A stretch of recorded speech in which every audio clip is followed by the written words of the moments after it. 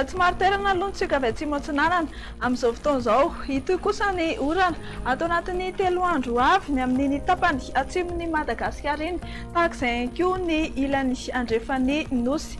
Ahery ny ranomasina amin'ny morotsiraka atsimo ary ahinany sy ny alondrano vaventy. Mila mailo noho izany ny mpilalao rano sy ny mpampiasa rano amin'izany faritra izany. Mafimafy ihany koa ny fitsokan'ny rivotra ny amin'ny tendrony avaratra sy aty Taolagnaro ary ny faritra manakaiky azy.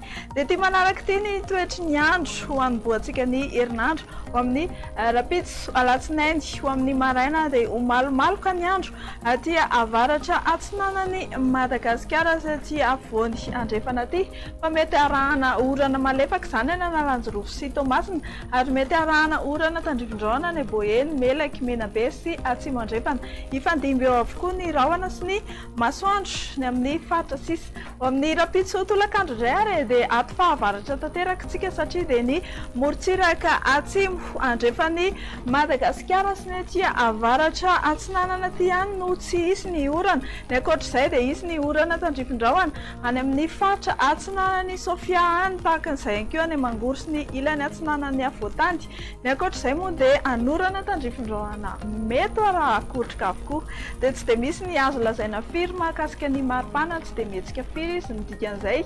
Ho amin'ny rapitso maraina ary dia 5 hatramin'ny 17 degré celsius no voatomatombana etsy amin'ny faritry ny Avoatandy. Ny morotsiraka atsinanana sy andrefana dia manodidididina 13 na 14 na 15 degré celsius. Ho amin'ny rapitso tolakandro no aranty anao manaraka dia manodidina ny 13 degré no ambony indrindra. Hitantsika any Antsohiso sy any amin'ny faritry distrikany Maivatanana no marimarina kokoa.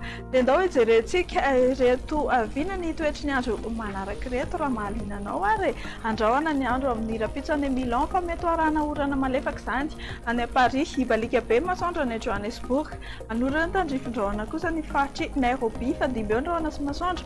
Any Bangkok any ho andreo nosy manodidina ny Gasikara indray dia hibalika be ny masoandro raha amin'ny rapitso any Seychelles sy La Réunion, anorana tandrifin-drahona ny Maurice, andrahoana kosa ny andro ny faritry Comores. Dia mbola eo ny aty ho amin'ny rapitso fa ny androany aloha faranana hatreo manome fotoana amin'ny rapitso indray ary veloma tompoko.